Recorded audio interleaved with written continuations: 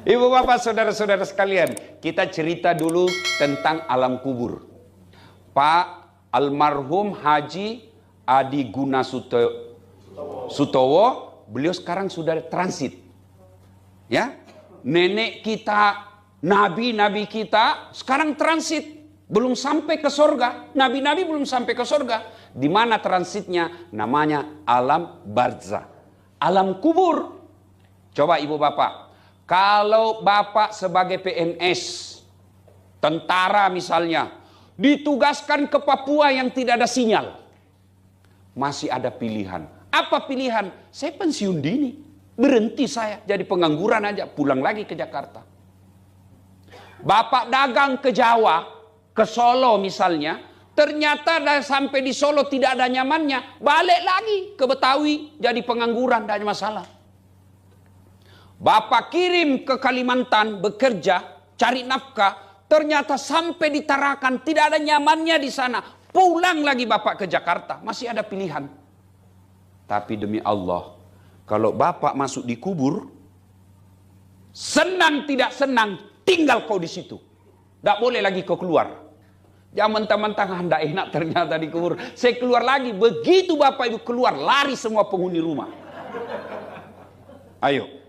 Nah, ternyata ketika bapak ibu mau masuk ke kubur, pernah lihat orang diantar ke kubur, Bu? Almarhum kemarin diantar kan ikut, tak? Ada berapa yang mengantarnya kata Nabi? 3. Orang yang makmur seperti almarhum ini, 3 yang antarnya. Apa yang mengantar 3 itu? 1, keluarga. Datang sama saudara, datang karib kerabat, datang orang yang pernah beliau bantu. Tapi demi Allah, begitu masuk di kubur, apa ada yang mau masuk temani? Apa ada yang mau masuk temani?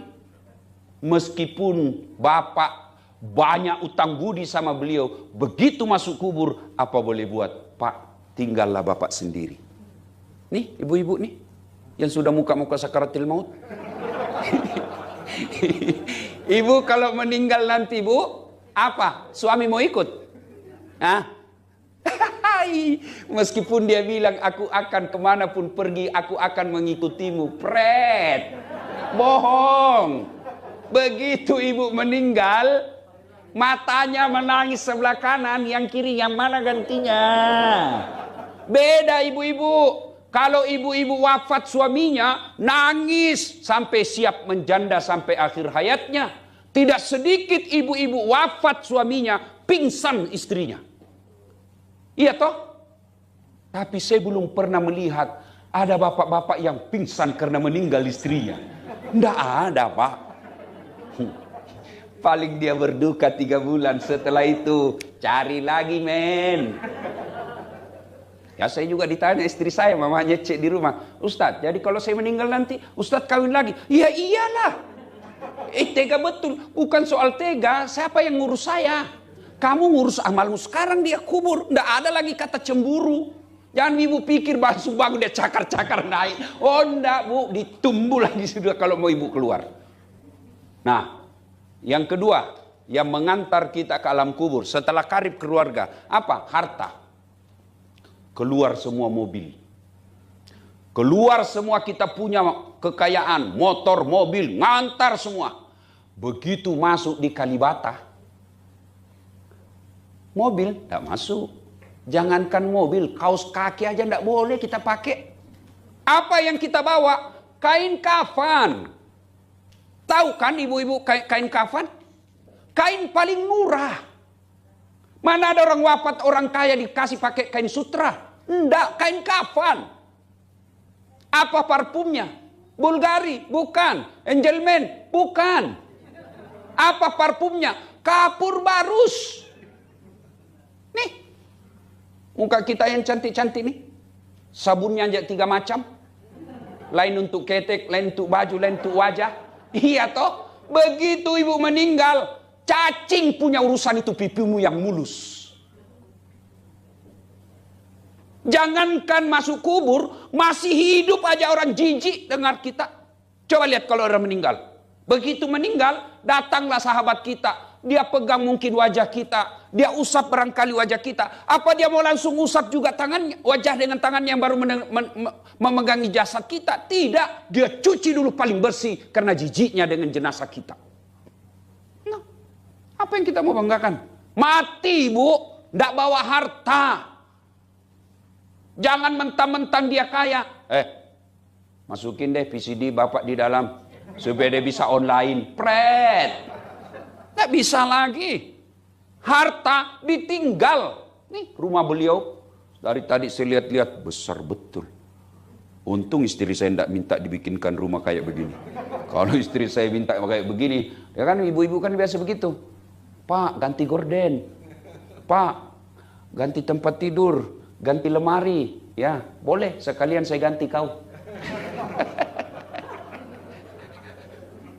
3 yang mengantar. Apa itu? Amal. Inilah yang mengantar kita. Amal kebaikan, amal keburukan. Ketika amal kebaikannya bagus, amal kebaikannya banyak, maka sejahtera di kuburnya. Ibarat kata Nabi, dia ditidurkan seperti tidurnya pengantin baru. Bapak-bapak haji masih ingat waktu pengantin baru tidurnya? Masya Allah. Saya masih ingat waktu pengantin baru. Saya bilang, cepat betul pagi. Coba nyamankan tidurnya. Tapi kalau orang tidak bagus agamanya, tidurnya kata Nabi ibarat orang sakit gigi. Tidak ada enaknya. Amalnya, kalau dia baik, maka tidurnya dibukakan pintunya sorga, sehingga hawa-hawa sorga sudah menyentuh dia. Ini sebagai ilustrasi saja ini. Ilustrasi supaya lebih gampang. Kita nih macet jalan. Kempes ban mobil. Kita jalan kaki karena ada demo tidak bisa tembus mobil. Jalan kaki di bawah terik matahari. Panas betul.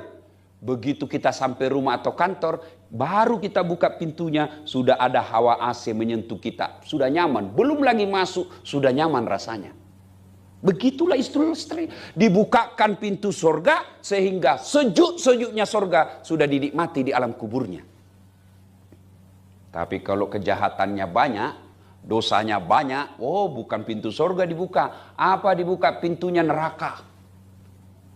Ibu-ibu paling sering kan rasakan itu hawa panas ketika masak. Iya kan? Apa masih ada ibu-ibu masak sekarang? Hah? Waduh, gak ada lagi Bu. Ya sekarang GoFood. Kalau mau sebulan suaminya, bapak mau makan apa? Alhamdulillah dimasakkan sama istri. Ternyata GoFood. Macam-macam masakannya, bukan lagi istri yang memasak. Bu, apa berdosa kalau istri tidak masak? Tidak berdosa Ibu, kalau suaminya ridho. Tapi apa bekal Ibu masuk surga? Ayo, bukankah ke pasar itu pahala? Langkah kaki kanannya kalau dia pergi masak, kalau dia mau untuk mengurus suami istri, suami dan anaknya, kaki kanan 1 pahala, kaki kiri 1 pahala, menjinjingnya 1 pahala, keringatannya pahala, capeknya pahala. Jadi banyak pahala, gorengnya pahala, kena apinya pahala, kena minyak panasnya pahala. Berapa pahala untuk bikin nasi goreng? Tapi kalau itu semua dibeli, maka suami yang dapat pahalanya. Kenapa? Karena suami punya duit, belikan, ibu kasih duit. Maka kalau ibu mau punya amal untuk dikubur, yuk servis rumah tangga, beramal. Nah sudah masuklah, sudah dalam kubur. Nah begitu sudah masuk kubur, kembalilah pengantar. Ya kan? Kemarin almarhum kita antarkan, menangislah kita dulu. Wajarlah menangis. Boleh ibu-ibu menangis, tapi jangan meraung-raung. Yang meraung-raung haram. Menangis boleh. Laki-laki boleh. Ibu-ibu boleh menangis. Yang dilarang meraung-raung. Apa itu meraung-raung? Mengeluarkan kata-kata yang tidak ikhlas menerima takdir Allah. Kenapa bapak meninggal? Baik betul ini bapak. Kenapa bukan tetangga yang jahat? Anda boleh. Terima. Begitu ada orang meninggal, cukup kita ucapkan. Alladzi isa asabatu musibah. Qalu inna lillahi wa inna ilaihi raji'un. Itu aja kita ucapkan. Kalau ibu-ibu menangis boleh, tapi yang dilarang mengeluarkan kata-kata. Nah, sudah, masuklah di alam kubur. Keluar, baliklah pengantar. Ibu-ibu pernah rasakan padam lampu? Bapak-bapak pernah? Gimana ya kira-kira kalau rumah seperti ini tiba-tiba padam lampu, ada masuk ular sanca, ular kobra, yang kalau kita digigit katanya dalam waktu 2 menit tidak ada pertolongan, maka bisa kita mati mendadak. Masuk ular. Padahal rumah lebar ini, panik kan kalau ada ular masuk, padam lampu, panik kita. Padahal ketika ada ular masuk, ibu bapak masih bisa lompat sama ular di sana, kita keluar dari sini. Ada ular masuk, kita masih bisa teriak, tolong, tolong, security masuk membantu. Ada ular masuk, kita masih bisa lempar, pak. Gelap, kita masih bisa nyalakan lampu handphone. Luasnya masih bisa, lari ke sana, lari sana, ular ke sana, kita lari ke sana, naik, kita naik.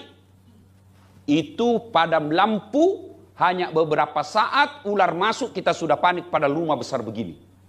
Demi Allah, bapak masuk di kubur, lebarnya 40 cm.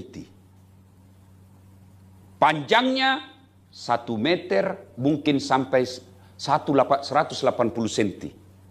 Padamnya lampu bukan 1 hari, bukan 1 bulan, tapi selama-lamanya. Luasnya ditindis kita tanah.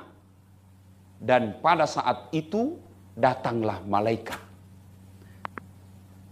Seluruh pengantar sudah balik, maka yang tinggal menengani kita di kubur ada 3. Yang akan menolong kita.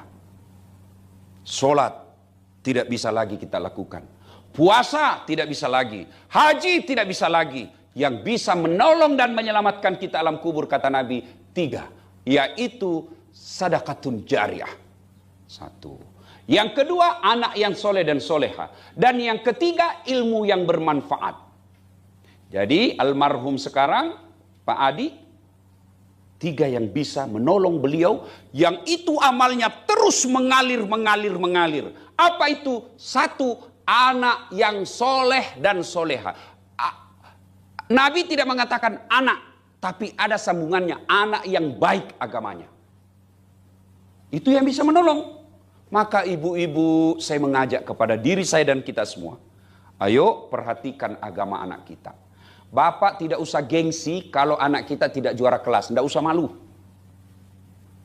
Ibu-ibu tidak usah malu kalau anak kita daftar akpol, daftar akabri tidak lulus padahal sudah 3 tahun mendaftar. Tidak usah.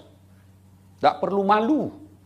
Ibu bapak tidak usah malu kalau anak kita sudah S2 tidak kerja. Tidak usah malu. Yang bapak ibu malu kalau anak kita sudah balik tapi tidak tahu ngaji. Tidak pernah kita dapat sholat jamaah. Tidak pernah kita dengar dia ikuti taklim. Ibu baru malu. Dia keluar bukan mahramnya. Ibu malu. Sebab demi Allah, begitu ibu masuk kubur, inilah yang kita harapkan, doakan kita. Maka didik anak. Kita biasa bangga kalau anak kita sekolah ke luar negeri. S1 Australia, S2 London, S3 New York. Tahu New York ibu? Bekasi lurus sedikit belok kanan. Bangga betul. Enak anaknya itu Ustaz, hebat. Apa hebatnya Pak? Masih SD lancar betul bahasa Inggris. Apa hebatnya? Banyak yang begitu Pak. Masa banyak Ustaz? Coba ibu-ibu ke Inggris. Anak-anak di sana Pak, demi Allah belum sekolah lancar bahasa Inggris. Apa hebatnya? Lancar dia bahasa Korea. Di Korea Pak, anak-anak sampai pensiun, sampai pikun dia hebat bahasa Korea. Apa hebatnya? Banyak yang begitu. Memangnya ibu bapak kalau wafat, anak akan berdoa pakai bahasa Inggris. Karena dia alumni Inggris, dia pakai berdoa bahasa Inggris. Oh my God, please help me, my mother prayed. Enggak kan? Dia pasti berdoa, ya Allah, ampuni dosa orang tuaku, terima amalnya, lipat gandakan segala kebaikannya, lapangkan alam kuburnya. Itu yang kita harap. Alangkah bahagianya kita ketika di alam kubur, setiap 5 waktu anak kita di sujud terakhir. Dan itu tempat semulia-mulia berdoa. Anak kita berdoa, Allahumma gfirli wali walidayya warhamhuma kama rabbayani shaghira. Demi Allah, menurut kitab Tanbihul Ghafilin, makna kitab itu peringatan bagi yang lupa. Ini almarhum ada melihat kita. Ada beliau melihat kita. Kenapa ada tradisi Indonesia malam pertama, malam ketiga, malam ketujuh, malam 40, malam 100? Ternyata literatur yang saya baca itu pada malam-malam tersebut Allah memberikan kesempatan kepada jenazah arwah untuk datang melihat keluarganya. Kau lihat itu keluargamu kelakuannya. Maka pada malam ini yang 40 dia akan berkata almarhum, oh alhamdulillah di rumahku ada pengajian mengingat saya. Oh ada Ustadz Das'at yang taklim meskipun saya tidak kenal. Itu dia akan. Tapi begitu tidak ada pengajian, maka orang jenazah, arwah itu, orang tua kita berkata, hei anakku, yang menempati rumahku, yang makan hartaku, yang pakai pakaianku, yang kau nikmati warisanku, kau ingat saya. Jangan sampai kau nikmati hasil jeripayahku, kau berpoya-poya dan melupakan saya, tidak mendoakan saya. Maka lihat anak-anak kita sekarang, kapan dia ingat keluarganya yang meninggal? Paling 1-2 bulan. Kalau ada keluarga kita meninggal, berduka kita berhari-hari. Kembang ucapan bela sungkawa penuh jalan. 1 bulan mulai dilupa. 2 bulan kita sudah gembira-gembira di rumah. Bulan ketiga kita sudah karaokean di rumah. Lupa kita doakan orang tua yang meninggal. Lama-lama makin dilupa. Kapan diingatnya? Sekali setahun. Kapan? Idul Fitri. Ziarah kubur. Itu pun bukan dia yang doakan. Siapa yang disuruh doa? Orang-orang yang ada di kuburan. Dia hanya datang update status. Hai guys, ziarah kubur guys. Kita ketawa karena kejadian itu kan. Anak kita bukannya mendoakan. Dia suruh foto. Ayo foto ya. Kabur. Ulang. Ya, dari depan. Dia pura-pura siaran. Bukannya didoakan, Pak. Dia hanya update status. Ini kalau anak kita tidak dididik dengan agama dengan baik. Demi Allah, kekayaan akan kita tinggal, tapi yang bisa menolong kita ketika dikubur, anak yang soleh dan soleha. Maka mohon maaf ribu maaf kepada ahli warisnya, anak-anaknya, anak mantunya, jangan lupakan almarhum. Gimana caranya? Setiap saat begitu Bapak ingat, begitu lewat di pekarangan, tiba-tiba terbersit dalam hati kita, oh ingat Abah, oh ingat Bapak. Langsung kirimkan Fatihah. Jangan cuma katakan, mirip betul bajunya Bapak. Jangan cuma bilang begitu. Begitu ingat, langsung spontan di tempat itu, bacakan Fatihah. Lagi di kendaraan, tiba-tiba kita lihat mobil yang mirip dengan mobil bapak kita yang sudah arwah, langsung kirimkan Fatihah. Bahasa Indonesianya, saya niat kirimkan Fatihah kepada Rasulullah Muhammad SAW, saya ikutkan roh bapak saya, sebut namanya Al-Fatihah. Tuh, anak yang soleh dan soleha. Maka ibu-ibu, didik anak kita. Pelihara anak-anak kita. Tidak mengapa Bapak memanja materi anak-anaknya. Tidaklah sesat kalau Bapak Ibu menyekolahkan ke luar negeri tinggi-tinggi. Tapi Bapak Ibu keliru kalau tidak memperkenalkan agama kepada anak-anak kita. Anak-anak orang kaya sekarang kan fasilitasnya penuh Pak. 1 anak 1 kamar. Di dalam kamar ada TV-nya. Di dalam kamar dia bisa online. Di dalam kamar ada kulkasnya. Di dalam kamar masukkan pembantunya makan. Akhirnya anak kita tidak pernah ketemu dengan saudaranya. Akhirnya dia bersaudara tapi tidak punya ikatan emosi yang baik. Jangan heran meninggal bapaknya. Mengadu dia di pengadilan gara-gara warisan. Sebelum saya kesini tadi selesai sholat subuh, sholat maghrib. Assalamualaikum warahmatullahi wabarakatuh. Selesai berdoa. Saya lihat di TV ada ibu dengan anak berperkara di pengadilan gara-gara rumah warisan. Nih, hati-hati. Maka ibu-ibu didik anak. Ya, bapak ibu tidak usah cemas kalau anaknya jelek mukanya. Yang penting akhlaknya baik. Gak ada orang nanti masuk neraka. Kenapa masuk neraka? Mukaku jelek betul Tuhan. Kenapa masuk surga? Cakep. Follower saya 3 juta. Enggak. Yang membuat kita masuk surga adalah amal-amal kebaikan. Dan amal kebaikan tidak perlu lihat gagah, populer atau tidak.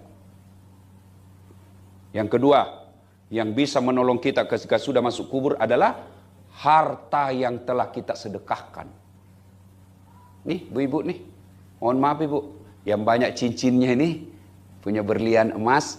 Kira-kira kalau ibu wafat, siapa yang pakai itu, Bu? Anak? Bukan, istri kedua. Pasti kawin lagi bapaknya tuh. Dikasih. Iya tuh. Maka ibu-ibu, daripada dipakai istri kedua, mending sedekahkan sekarang. Serius, apalagi yang sudah 60 tahun ke atas. Daripada dinikmati istri muda, mending kirim sekarang. Jangan berharap nanti dikirimkan anak. Jangan, lebih sekarang. Iya kalau anak kita baik. Ya anak kita baik, tapi dia takut sama istrinya. Ada kan kejadian begitu.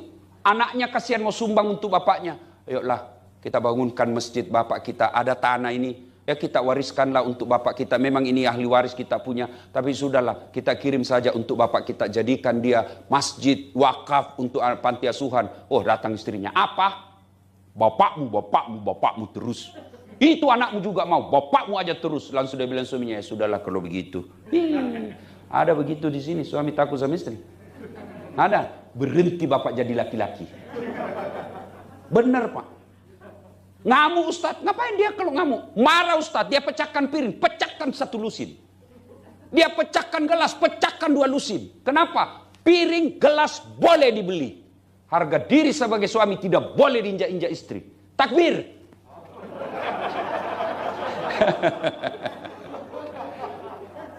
Jadi Ustaz tidak takut sama istri. Saya tidak takut sama istri saya Pak. Cuma istri saya lebih berani. Ayo, sedekah. Itu sedekah. Saya juga tidak setuju kalau dikatakan tidak usah cari duit banyak-banyak, tidak dibawa mati. Itu paham dahulu kala. Kalau saya cari uang banyak-banyak, bawa mati. Gimana caranya? Transfer sebelum wafat. Alangkah bahagianya almarhum di dunia punya rumah mewah seperti ini. Punya kendaraan mewah beberapa unit.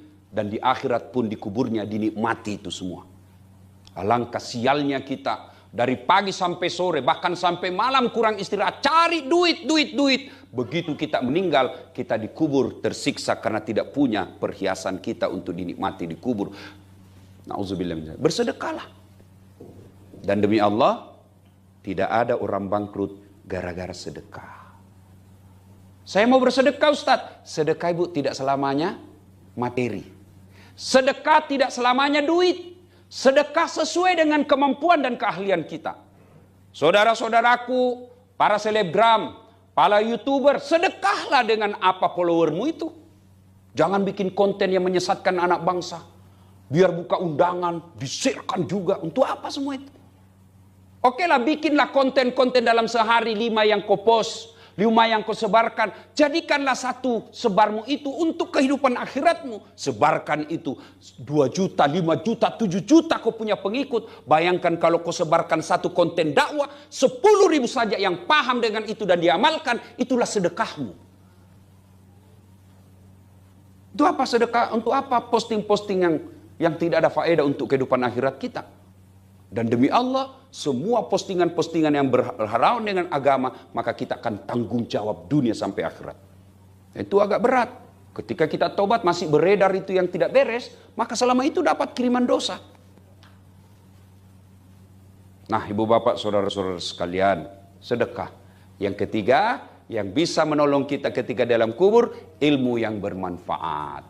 Maka ibu-ibu kalau dapat video-video pendek ceramah, sebarkan. Orang mau amalkan atau tidak, orang balas kita katakan, so alim loh. Tidak ada urusan, yang penting sebarkan aja. Ilmu yang bermanfaat, itu adalah yang akan menolong kita dalam kubur. Nah, sudah dalam kubur, ternyata ada mereka yang menyesal setelah masuk di alam kubur. Siapa mereka yang menyesal? 1, al-mutakhawilu bis sholah, yang menganggap enteng sholat. Demi Allah ibu, biar ibu haji 2 kali. Umroh sekali setahun pergi umroh. Bahkan orang temannya pun dia umrohkan. Ramadan tidak ada lepas puasanya.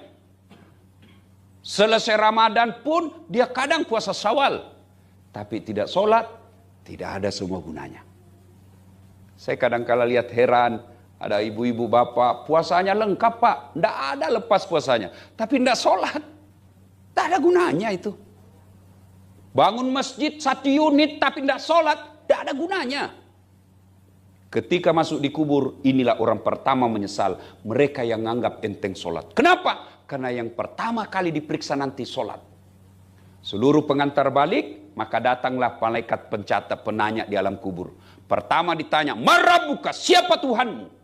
Kalau bapak ibu bagus sholatnya, sholat akan menjawab, "Allahu Akbar." Malaikat geleng kepala, wih, hebat ini. Barusan saya dapat. Ditanya lagi, "Man nabiyuka?" Siapa nabimu? Sholat kita menjawab lagi, "Ashhadu alla ilaha illallah wa ashhadu anna Muhammadar Rasulullah." Mungkar tambah heran. Wih, tambah hebat ini orang ini. Kir. Nakir. Kau maju Nakir. Kau yang lanjutkan. Karena ada 5 pertanyaan itu. Kata Nakir, sedangkan kau mundur Mungkar. Saya ini cuma wakil. Sudahlah. Malaikat Mungkar Nakir naik melapor ke aras Allah. "Ya Allah, ada hambamu wafat. Saya tanya, man rabbuka?" Dia jawab, "Allahu Akbar." Allah berfirman, "Oh, Mungkar Nakir, itu bukan dia yang jawab. Bukan Dasat yang jawab itu. Siapa yang jawab? Solatnya. Karena dia baik solatnya, tidurkan dia untuk menunggu hari kiamat. Seperti nikmatnya tidur pengantin baru. Semua aman." Itu kalau solat beres. Tapi kalau tidak beres solatnya, datang malaikat, dia bawa itu godamnya Pak. Palu-palunya. Itu ada kitab saya baca, itu godamnya, palu-palunya. Mungkar Nakir Pak, 7 kali beratnya dunia dan isinya baru sama. Datang malaikat, dia bilang, "Sudah lama saya tunggu kau. Kaulah yang paling banyak ceramahnya, ceritanya kalau Ustaz Dasat ceramah." Begitu ditanya, "Man rabbuka, siapa Tuhanmu?" Kaget. Tunggu dulu, orang baru datang. Ini malaikat aja dia mau debat Pak. Ini bahasa Indonesia yang suka berdebat Pak. Ya coba, ini bahasa Indonesia kan paling susah diurus. Waktu ada vaksin dulu, waktu awal-awal COVID, kan netizen geria, "Mana vaksin? Habis duit 600 sampai 700 triliun. Mana vaksin? Mana vaksin?" Begitu datang vaksin, apalagi dia bilang, "Ini tidak asli. Ini palsu. Dibuktikan sama BP POM. Ini asli." Dia bilang lagi, "Tidak halal. Sudah dibuktikan sama MUI. Ini halal." Dia bilang, "Jokowi dulu dong yang disuntik." Sudah disuntik Jokowi, dia bilang lagi, "Tidak masuk jarumnya." Sudah masuk jarumnya, dia bilang, "Pasti vitamin C." Sudah lagi kita vaksin, dia tempel-tempel lagi. Aduh, bingung saya lihat ini. Apa maumu ini semua? Suka sekali berdebat. Maka di kubur pun malaikat dia mau debat. Auzubillah min dzalik.